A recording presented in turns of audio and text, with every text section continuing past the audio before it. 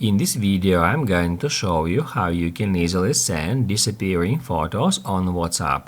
Be sure to watch the video to the very end so you don't make any mistakes.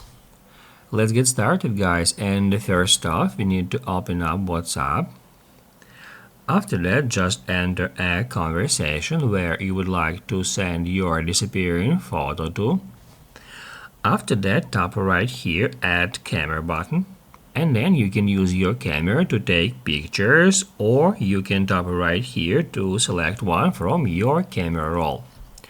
From here, we need to choose a picture. I'm going to choose that one.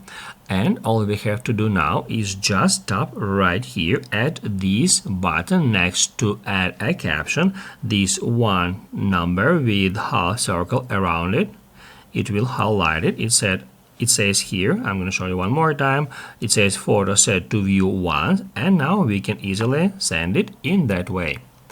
Now our recipient in that conversation will be able to tap at this photo and it will be available for viewing just once. If this video was helpful for you, don't forget to hit the like button.